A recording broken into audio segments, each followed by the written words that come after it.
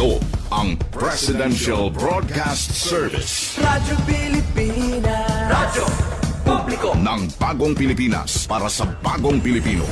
Naghahatid ng mahahalagang balita at impormasyon na guugnay ng pamahalaan sa sambayanan. Tulay sa himpapawid ng serbisyo publiko. Radyo Pilipinas. Radyo Publiko. Ang boses ng Pangulo. Sa Iloilo, Radyo Pilipinas. 585 AM. Usapang Agrikultura. Ang inyong source of daily agri-news. Talakayang siksik sa kaalaman. Hatid ay impormasyon mula sa pamahalaan. Pagpapayaman sa ating mga likas na yaman para mas mapaunlad pa ang isa sa mga paunahing kabuhayan sa ating bayan. Usapang Agrikultura. Dito lang sa Radyo Pilipinas.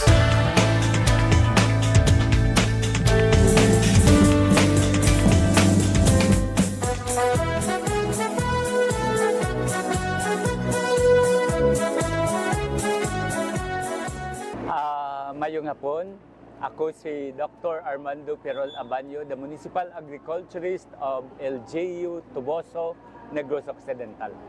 Sa karundong, ano ang mga latest na mga updates natin from Tuboso Municipal Agriculture Office? Sa subong mga latest updates sa dinhi sa Municipality of Tuboso, syempre gina-sustain naton ang mga development sang aton mga major or banner programs sang Department of Agriculture nga sa diin kami sa local government of Tuboso working collaboratively sa aton nga mga aktibo nga mga asosasyon sang mga mangunguma kag mga mananagat kay diha naton gina dulong ang mga updates mga mayor nga programa kag pinaagiman sa aton nga pag-empower sa ila ang mga lideres ang aton mga farm agri-fishery sector ang Municipal Agriculture and Fishery Council.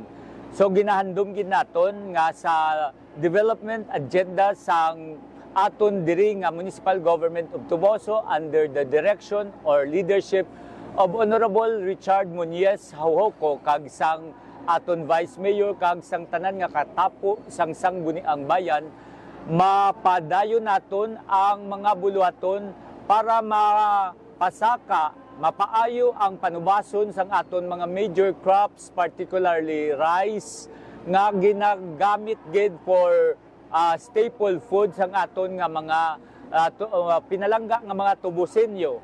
Ang mais, ikaduha nga staple food sa aton mga upland communities.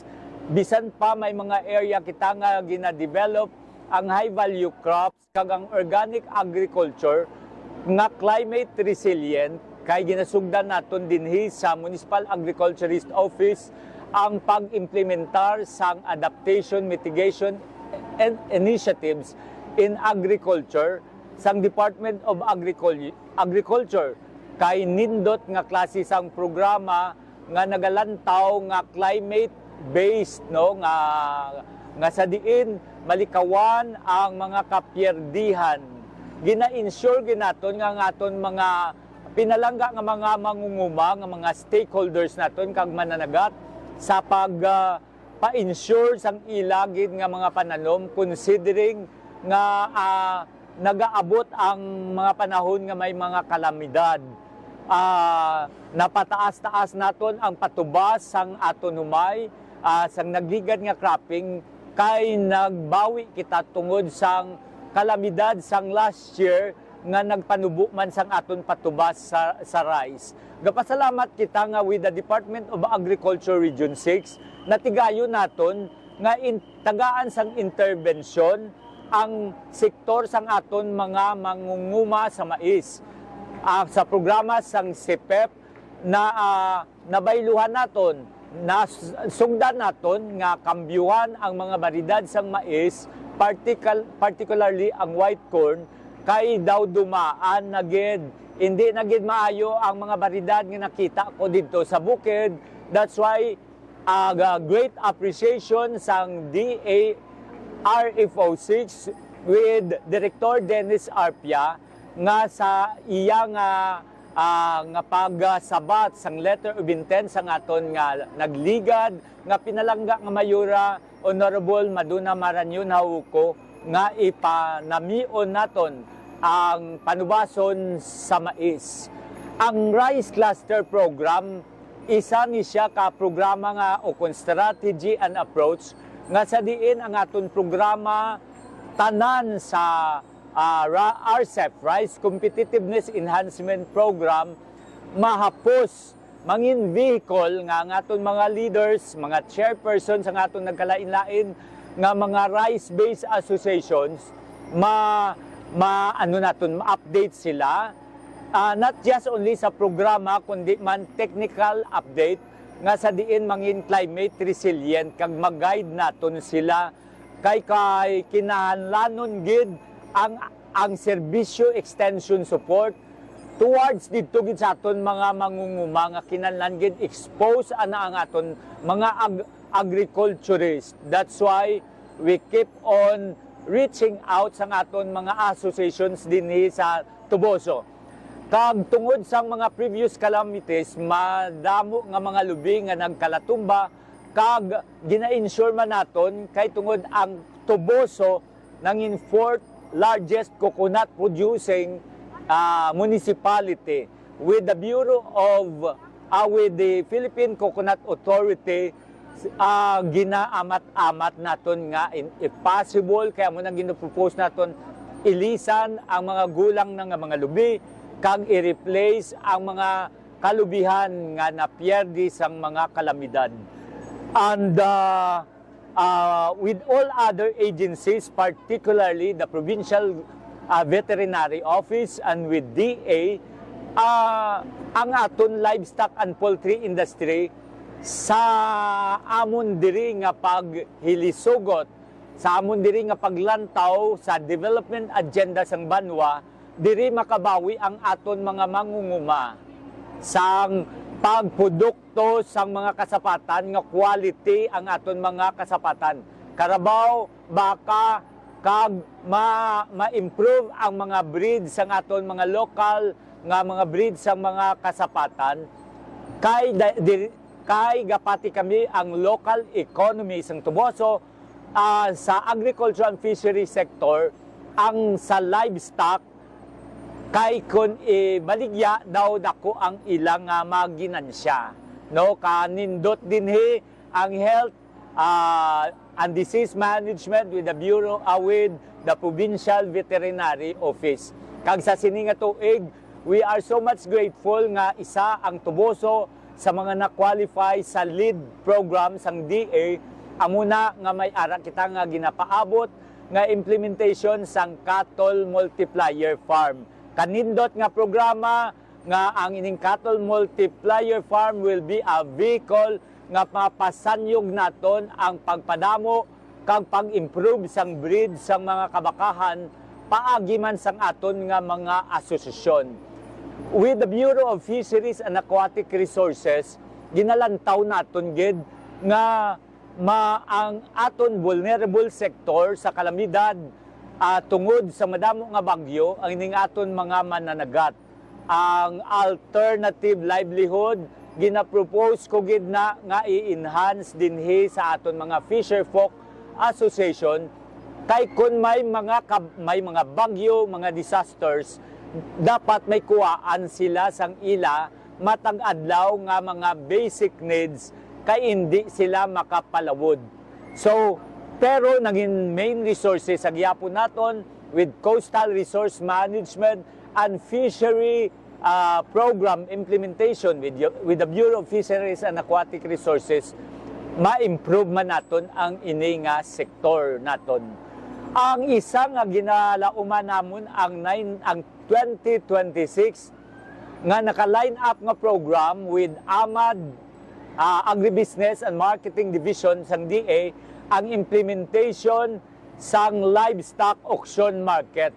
Bilang Vice President sang Provincial Livestock and Poultry Association of Negros Occidental, ako ang isa nga nagaduso nga pasanyugon ang agribusiness and marketing intervention sang Department of Agriculture kag Bureau of Animal Industry because anhon talang sang sagod nga sagod sang sapat but hindi sanyog ang aton marketing and agribusiness intervention.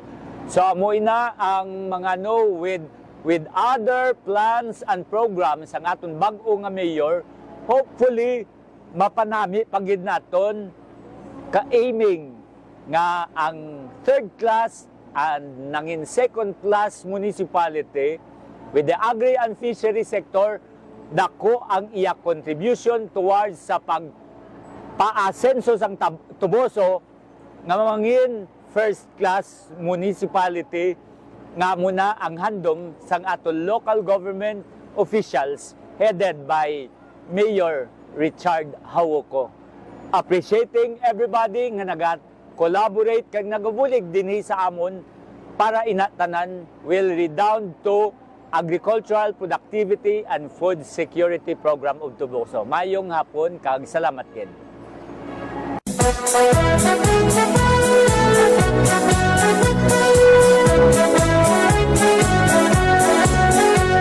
It is common among families, especially in the countryside, to own several hectares of land. Mostly were inherited from the older generation and passed to the later generations. However, as time passes by, only a few of the current generation would have an interest on the vast land they have inherited. When in the early years, the older people are into acquiring vast areas of land, the younger people today would rather work in a rented space to earn a living. This is the case of husband and wife Jose Roy Dipon, a seaman by profession, and attorney Emeline Arboleda Dipon, a former Capiz Penro and the founder of the Tree Huggers Movement Incorporated, who owned a few hectares of land but would eventually buy the portions owned by their immediate families. They were able to acquire a total of 20 hectares of land. The problem, however, most of these lands used to be sugarcane and corn plantations.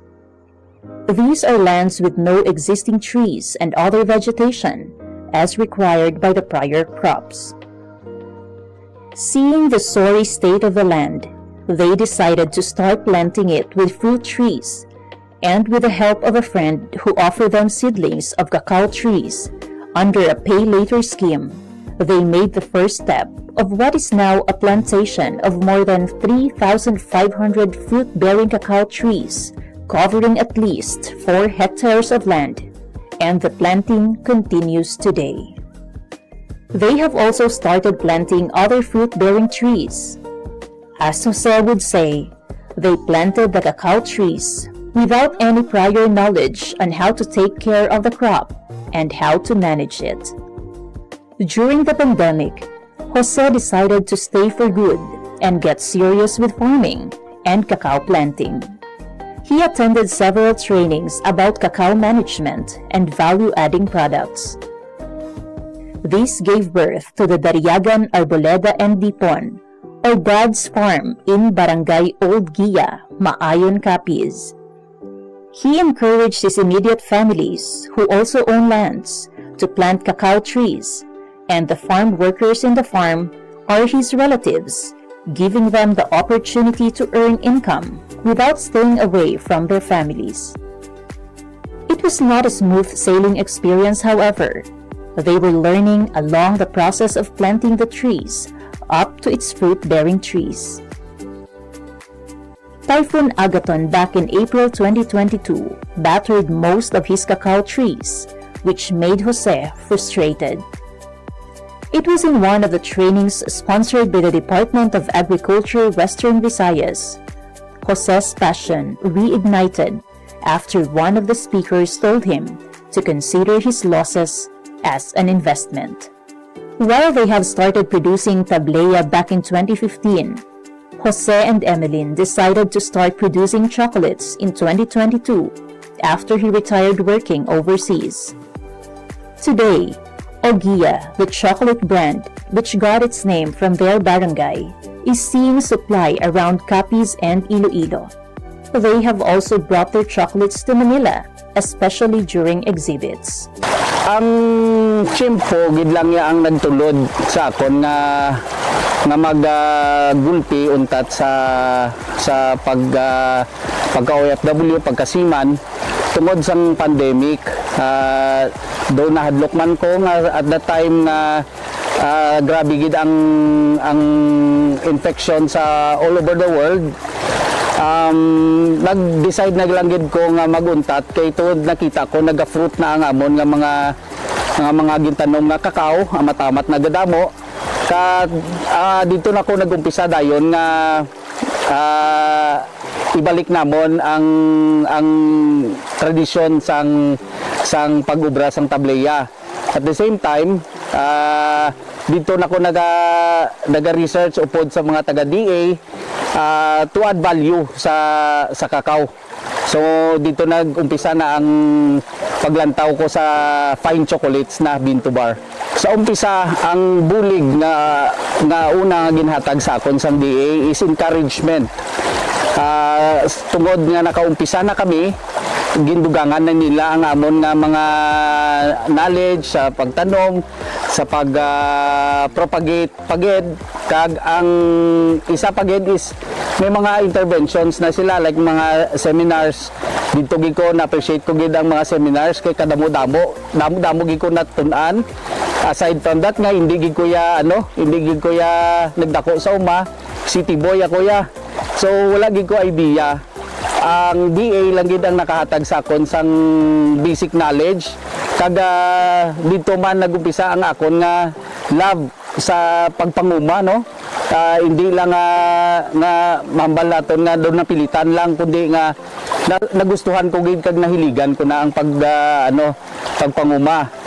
Tag ang DA madamo na sila sang ginpangatag sa akon ng mga sa amon nga pag harvest ining mga tree namon, ang mga water impoundment namon ining mga drums, ang rotavators, greenhouse, ang technical support, kag ining may mga ginahatag sila nga mga abuno man. On the other hand, their production averages 1,000 bars a month. They are now producing 70% dark chocolate, milk chocolate, dark chocolate with nuts, milk chocolate with nuts, white chocolate with cacao nibs, and keto sugar-free chocolate. In the recently concluded Cacao Congress in Cebu City, Dad's Farm Chocolate placed third in the Philippine First Flavored Tableya Making category out of 25 MSMEs in Waterfront Hotel Cebu last July 29, 2024. He infused red mullet or oven-cooked salmonete and nipa syrup in his Tableya entry, proving that the chocolates produced in Capiz are now at par with the quality of other established producers across the country. Through the High Value Crops Development Program, or HVCPD, of the Department of Agriculture Western Visayas, Dad's Farm received additional farm support and implements.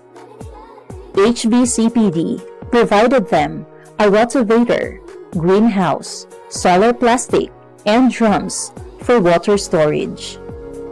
These, along with several training programs on cacao production and value adding, are in place as part of the continuing support of DA Western Visayas to the cacao farmers. The region produces around tons of cacao seeds every year. Its growth has helped propel the agricultural sector as one of the main economic drivers in Western Visayas. This is your Department of Agriculture, Western Visayas. There was a time when calamansi ruled the orchards of Guimaras. Its scent, its promise, its profit. But as years passed, the trees bore fewer fruits.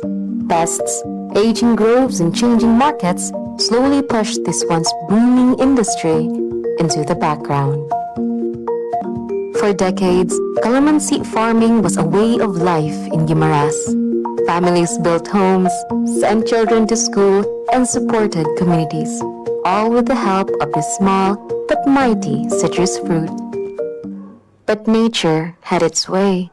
Trees aged, pests spread, and many farmers turned to other crops, hoping for more secure returns. Still, the spirit of calamansi never left, and today, its story is being rewritten. Sa unaya, ang amon nga production sang kalamansi, syempre gamay compare sa subong kay sa unaya nang dapila pa man lang ka puno. Kag dayon ang amon nga mga gabakal sa amon sang kalamansi, amon nagyapon ang ginadala sa Bacolod kay ginadala sa Iloilo. Dayon, nakita man naman nga daw nag-amat-amat man siya nami ang income tungod nga daw damo naman ang nakabakal kag tungod nga damo naman sa mga production sang kalamansi diri sa Guimaras. Ti amo na nga mga processing nga production, ti amo na nga daw na-expand kami na sang amon nga nga tanom. Kag nakita man namon nga nami man ang income during sang peak season, tapos damo man ang nagabakal, di amo na nga maka-income man kami kag mabawi man ang amon mga gasto sa abono kag sa patanom namon. Ang calamansi grower almost na 7 years from starting until now. Ang pagkakalamansi kailangan hands-on, tiyaga, tapos dedication sa pagkakalamansi. Tapos sa una, ang kalamansi sa mga seasonal lang sila compare now. Kailangan may technology nga bago nga technique nga mapabunga mo siya sa off-season. To bring calamansi farming back to life, the Department of Agriculture, through the Provincial Office for Agricultural Services or POAS, stepped in with more than just seedlings. They brought technical know-how, a roadmap for recovery, and a renewed sense of purpose. From providing quality planting materials to hands-on training in pest management and tree rehabilitation, POAS helped transform struggling orchards into thriving farms once again. Farmers also received post-harvest training and access to support facilities, making sure every fruit harvested is fresh, clean, and ready for the market. Okay. Now, for the specific intervention sa calamansi industry sa probinsya sang Guimaras, the Provincial Office for Agricultural Services is crafting a roadmap dated 2025 to 2029.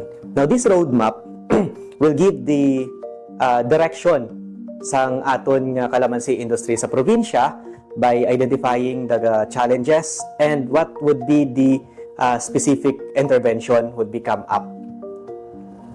So we conduct focus group discussion with the calamansi growers para nga sa ila mismo magahalin kung ano bala ang problema, ano ang ugat sang problema nila, kag amo na siya ang hatagan sang solusyon sang probinsya sang Guimaras. But no intervention works without the hands and hearts of farmers. They are the real drivers of revival. Working together through cooperatives, they embraced better practices. Their dedication is now bearing fruit.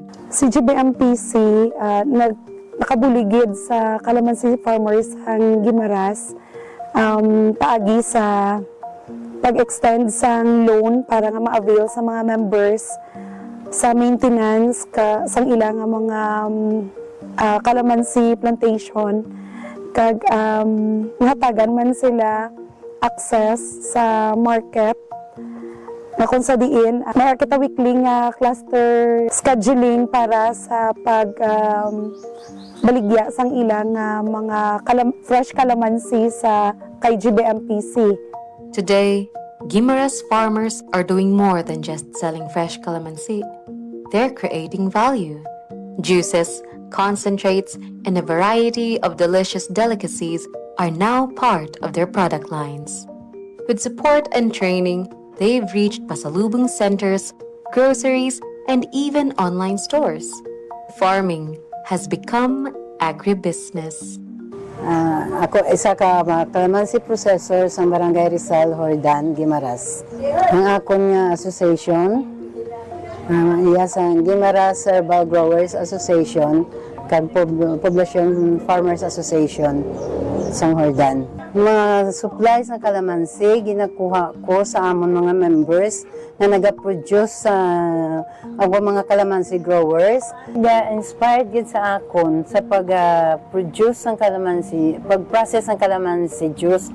Amo ang pagbulig sa akon mga member farmers nga pag mag-oversupply ang kalamansi, hindi sila madunutan kag hindi makadto sa wastage ang ilang mga product. And along the way, nakita ko ang needs ng kabataan nga kinahanglan ma-avoid nila ang mga sodas. So nag-decide ako nga mag-supply sa central school, sa mga elementary school children. And nakabulig man, more or less nakabulig man sa akong income. Aside nga ang kabataan, makainom sang healthy drinks. But revival is just the beginning. To keep the momentum, the Department of Agriculture and POAS continues to lead the way, helping farmers integrate calamansi into diversified farms, improving nursery operations, and strengthening market access. It's a long-term vision of sustainability, where tradition meets innovation and every orchard becomes a livelihood for generations. So, in terms of the challenges in the low yield production in calamansi industry in the province, the provincial government procured a farm production inputs like the organic and inorganic fertilizer. So, pag ma-identify na namon si farmer, we're going to go mag-visit sang ilang farm, i-assess namon kung ano ang really nga needs nila. Tapos dira kami maghatag sang amon nga specific nga intervention based on the actual scenario sa ilang farm. Through POAS, may ara kami sang naka-reserve nga buffer stocks of the pesticide and insecticide. So ang himuon lang ni farmer is mag-submit siya sang report nga may infestation sang specific nga peste sa iyang kalamansi, and then ang POAS is magakadto sa ilang farm ka maghatag sang nagakaigo nga technology upod na ang mga pesticide and insecticide. Limited market access. Amo na siya ang isa ka dako gid nga challenges nga ginaatubang sang aton nga kalamansi growers diri sa probinsya.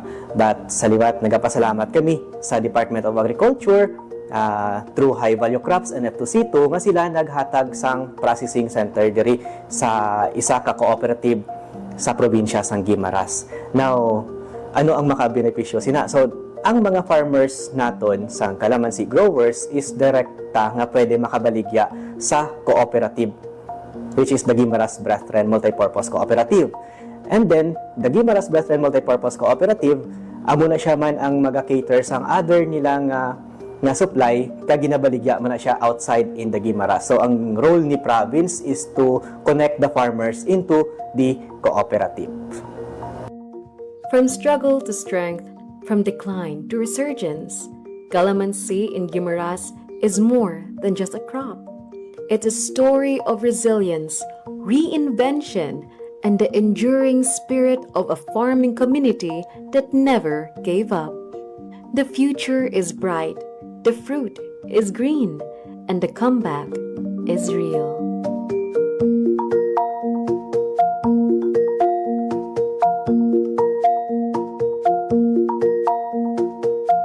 Raising livestock is a demanding but rewarding way of life. From the quiet hours of dawn to the bustling activity of the market, every step requires dedication and skill. Today, we take a closer look at the journey of a hardworking farmer as they tend to their animals and bring them to the Leon Livestock Auction Market. As early as 12 a.m., Manong Edwin wakes up and ready to begin his day.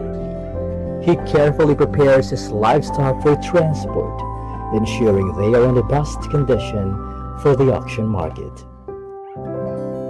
By 1 a.m., he and his team pull their stocks, making their way to the Livestock Auction Market, or LOM.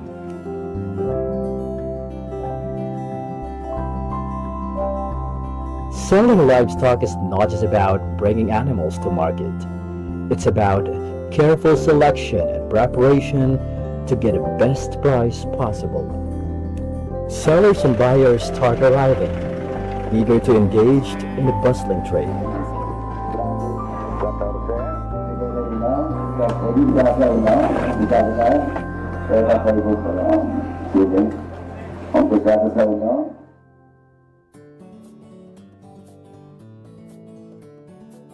Each livestock is carefully weighed on the digital weighing scale.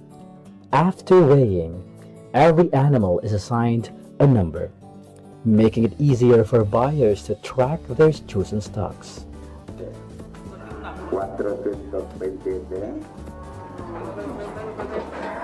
Pag-abot isang baboy, before siya ikiluhon, gina-check anay ang iyang barangay certification. And then, hindi, wais ang kiluhay nga matabo unless nga waay pa maabot ang buyer. At saka, while nga nagakilo, katanaw man ang mga farmers, nga kung sabihin, mabalaan nila kung pila ang kilos ang ilang baboy. After that, ang aton nga kuan, ang aton nga buyer, makuha siya sang cash tickets o ang weighing slip nga sa diin dira ma-indicate ang kilos ang iyang baboy para nga i-presentar sang tag-iya sa buyer nga amo na ang kilo sang iyang baboy para nga ibayaran na. The livestock class and weight are recorded for transparency and accuracy. At a livestock auction market, each stock is meticulously inspected by potential buyers. Every detail, from size and weight to overall health, is carefully evaluated.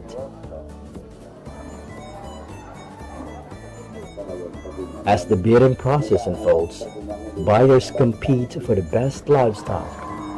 In the end, the highest bidder secures the stock, ensuring a fair and competitive marketplace. Ang advantage kid ma'am kay man sang before ang mga baboy yawan kami ka pangita kang amon nga nga kung sino ang mabakal, usually ga sa tinda lang ang dalaganan ka mo gadlagan ang tagiya sa market and then ipa sa manok iyaw. Unlike subong kung may auction market, may mga buyer kita halin sa sagwa sa mga city tag sa ibang pang lugar nga nagakadto diri. So hapos lang gid ang hapos lang gid ang pagbaligya sang baboy ka mga tao diri sa Leon, usually mga member.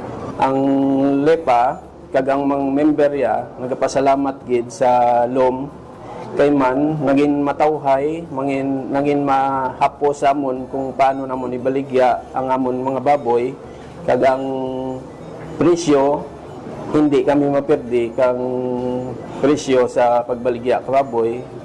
Kay man sa una, ang baligyaan ay pamata lang, tapos kisa hindi pa sigurado ang kumpila kiloya. So, kung sumahon mo kisa sa may kapital mo nga isa pirdi ka pa. Unlike may LOM, makakita ka mga buyer nga alin sagwa, kag hindi masyadong mag-stagnant amon baboy diri sa Leon. Kaya siyempre may mga buyer kita kay kung ang tinda lang hindi man kasarangit kung kay sa pagkadamo ka hag-racer diri sa Leon. A long-standing tradition of livestock trading thrives in Leon, Iloilo. Established in 1978, the once named Ascarabawan has evolved into a vital economic hub, the Leon Livestock Auction Market, supporting farmers, traders, and the local government. From January to July 2024, the Leon Livestock Auction Market recorded a total transaction value of 177,740,900 pesos. The highest revenue came from hogs, contributing 78.1 million pesos, followed by cattle at 62.2 million pesos, and carabao at 33.6 million pesos. This continuous economic activity highlights the market's vital role in sustaining local livelihoods and regional agricultural growth.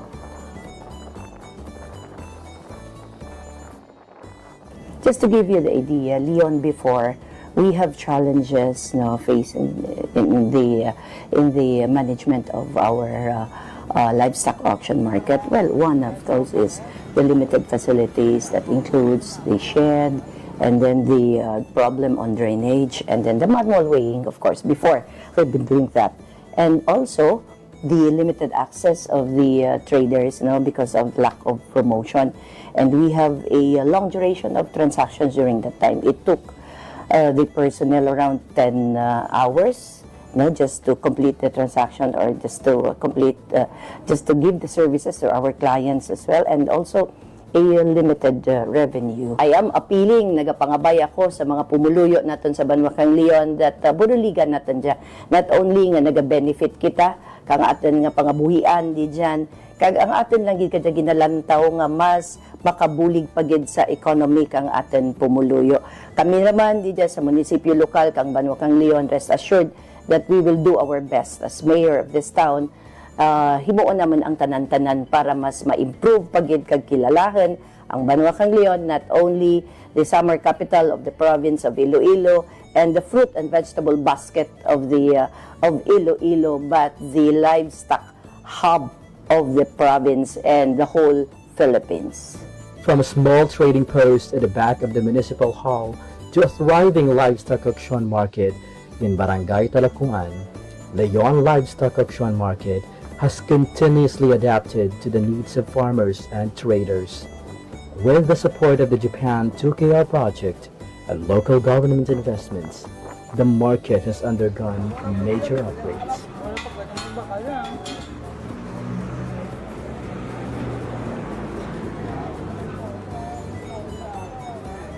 Part of the consideration why ang Leon was considered as a livestock hub is the population of the livestock in Leon.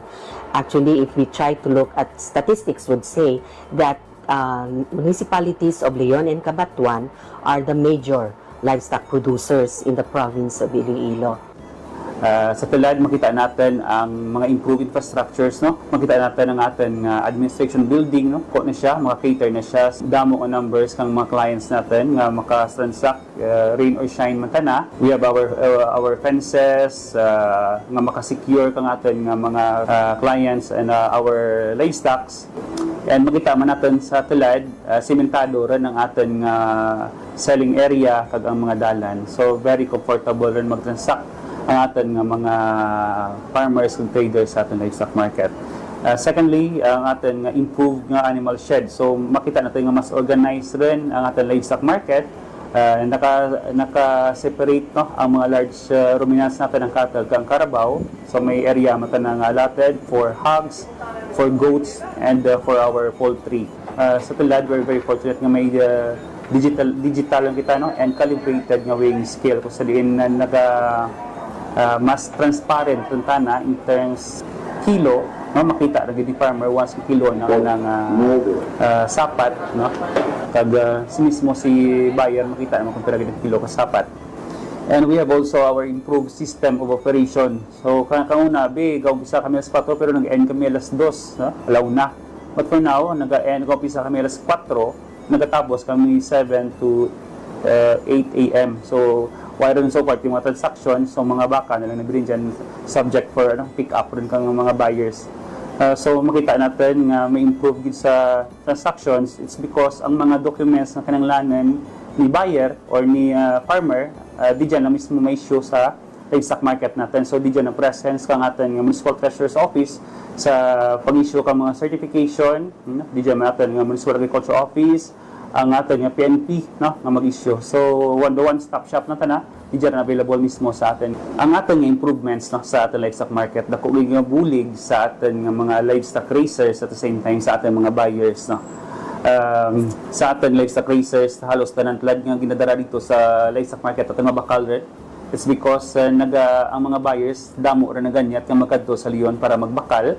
So and then luwas sa taga Leon damo ra man nga mga adjacent municipalities no or even nga mga provinces nagakadto dito para idigya lagi ng baka nila. So mas healthy rin subong ang transaction no sa ating livestock market is because damo ra ng supply at the same time damo ra man ng buyer. Okay. So in terms of sustainability no ang ating local government unit nag-appropriate gid na kang budget no para sa maintenance ng operation no kag facilities kang ating nga livestock market. So this is why every year may mga development kita nga makita sa ating livestock market. And nag-focus man ang ating mayor sa mga personnel kung saan diin nag-provide batang ita di dyan no ka plantilya na mag-operate no o mag-handle kang ating nga livestock market. So we have 5 personnels no nga na-assign di dyan and under di sa management no kang Municipal Agriculture Office. Yearly, nakakanda kami kang assessment no together kang atang tanang stakeholders, nakakanda kami meetings no paghinunanan with our traders, with our buyers, with our livestock raisers so kung paano bagid ma-improve no ang sistema kag management kang atong livestock market. With over 8.7 million pesos in funding from both the Department of Agriculture and local government unit, the Leon LOM now offers organized trading, enhanced security, and modern facilities that ensure fair and efficient transactions. So primarily, ang amon nga office is in charge of the collection of all income related to the auction market. So may mga employees kami, may mga personnel kami nga naka-field dito kag sila ang nagapang issue sang receive sang payments and naga-issue sang resibo or cash tickets sa mga payers or mga clients natin dito sa market. At the same time, kami man ang naga-record kang income, kag naga-monitor ka income, kag kami man ang naga-deposit ka income sa banks natin. So, for auction market, nag-collect kita kang entrance fees sa mga nagasulod nga mga ruminants, ang ginatawag ng dano. And then, nag-collect man kita kang weighing fee. So, kung magamit sa nakakiluhan para magpakilo, nag-collect man kita. Also, yardage and transport fees. So, mag-in and out gani ang mga ang mga baboy or baka, nag-collect kita kang transport fees nanda or transport clearance. And may man kita, ownership, kung magpa-transfer ka ownership, may ginabayad man. And kung kung magpa-certificate of ownership, kag also magpa-transfer kang ownership, may ginabayad man. So, ang ownership kag transfer, mostly though regulated by Bureau of Treasury. So may share si Banwa, may share man si Bureau of Treasury. Sa amo lang ra nga sa transfer of ownership lang ang mga cattles natin. So firstly, ang sa transparency, what we did was to put tarpaulin nga signage outside in the LOM no. Kung makakadto ka mo dito, you will see.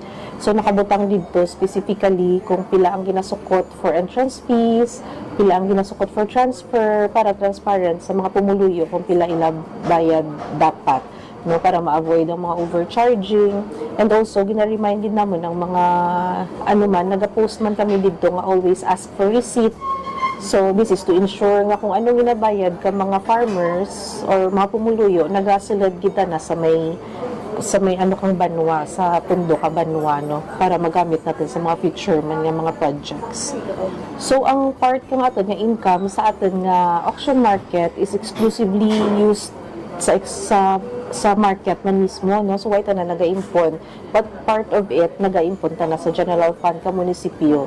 So, for example, mga entrance fees, kag mga kilo, ang makolek naman din dyan, ginabalik din naman to reinvest sa may auction market natin. And also, aside from that, ang mga pundo nga halin sa nasyonal nga ma-receive natin, ginaano man natin to improve ang atin nga auction market. Once a stock is sold, it is transferred to the holding shed while necessary documents are processed. Before finalizing the sale, sellers and buyers must complete all required certificates, permits, and clearances. These include the disinfection clearance, animal health care certificate, and a local transport permit. Additionally, necessary fees such as the permit fee, municipal business tax, garbage collection fees, and environmental fees must be settled. With all documents and payments in order, the transactions are completed, ensuring a seamless and efficient livestock trading process at the LOM. Behind every thriving livestock market is a team working tirelessly to keep things running smoothly. From ensuring fair trade to helping farmers and buyers connect, the Agribusiness and Marketing Assistance Division of the Department of Agriculture Western Visayas plays a key role in making the livestock auction market a success. So we have different livestock auction markets region-wide, and dalawa sa ating mga auction markets or LOMs are being modernized with the help of the Department of Agriculture, AMAD, BEI, and of course with the help of Japan to KR. Isa nga dito yung Leon auction market at isa yung Sibalom auction market sa Antique. So we are regularly conducting progress monitoring ng ating project given it's a very important trading center for our livestock animals, especially dito sa probinsya ng Iloilo. And as our indicator sa kanilang performance, we are regularly monitoring the transactions, yung volume ng transactions natin sa auction market. We are also coordinating with BEI when it comes to animal welfare. So kailangan nating i-secure na yung mga animals or livestock na dinadala sa ating auction markets are properly proper yung handling. So, isa yun sa ating sinisecure. So, part yun ng ating capacity enhancement sa ating mga management team or staff doon sa LGU Leon na mayroong tayong allocation when it comes to repair and maintenance. So, kailangan natin i-repair and maintain ang ating system, the facility, because it's a shared facility for our livestock industry players, especially for our farmers, na may mapupuntahan silang tamang auction market to give them the right compensation and pricing sa kanilang animals. So we're also securing with our AMAD that we're conducting annual assessment and monitoring and planning workshop with our auction markets region-wide. So Leon is really playing a pivotal role when it comes to the livestock industry. So they already established their role as one of the most important trading centers. So, hindi lang Leon Municipality or ang nag-trade dira. So, neighboring municipalities are coming there because isa sa mga advantage natin as what I've mentioned is yung transparency when it comes to the weighing sa ating mga livestock na pinapasok sa ating auction markets. The Leon Livestock Auction Market is where farmers and buyers meet, ensuring fair trade and sustainable livestock production.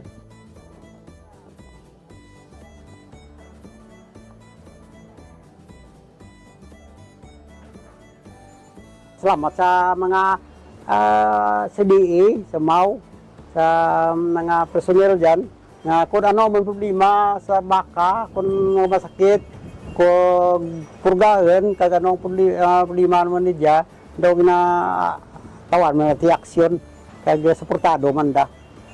Kung problema, ti ang amo niya gani nga dapat ti ang abon nga gisapay mirma naman, agto pa min sisipyo para sa pulis, pitlaga may aday pulis ti agtor diyan naman kay para biyay la porta shipment available ti so far okay, way problema man naman diyang baka iti ang tao sige man gapon nga balik ka. As the Leon Livestock Auction Market continues to grow, It remains a pillar of economic resilience and agricultural progress in Iloilo. Through collaboration, modernization, and the commitment to sustainable farming, it serves as an inspiring model for other communities in the country.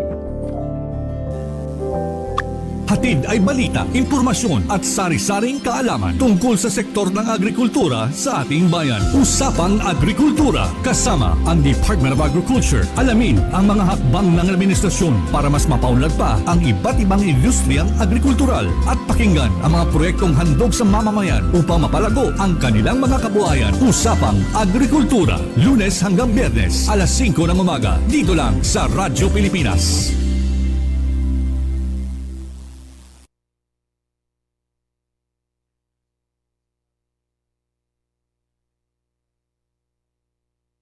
Radyo Pilipinas. Radyo Publiko. Ang Radyo inyong tulay sa Pilipinas. himpapawid ng serbisyo publiko. Ang Presidential Broadcast Service, Radyo Pilipinas, Radyo Publiko. Radyo Pilipinas. Radyo Publiko. Kinilala ng pang-international at prestigyosong Asia-Pacific Broadcasting Plus Awards 2025 para sa kategorya ng Government Streaming. Ito ay dahil sa epektibo nitong pagsasanib ng mga tradisyonal na media tulad ng telebisyon, radyo at print para masabayan ang mabilis na pag-inog ng mundo ng digital at social media tungo sa mas epektibong paghahatid ng mahahalaga at napapanahong mga impormasyon sa mamamayang Pilipino. Kinilala rin ang Radyo Pilipinas dahil sa patuloy na pag-akyat ng rating. Ngayon ay matatag sa pang-4 na pwesto sa Mega Manila ayon sa pinakahuling Nielsen Radio Audience Measurement Survey. At sa social media, nakamit ang mahigit 2,000% pagtaas ng bilang ng mga sumusubaybay sa Radyo Pilipinas page sa unang bahagi ng 2025.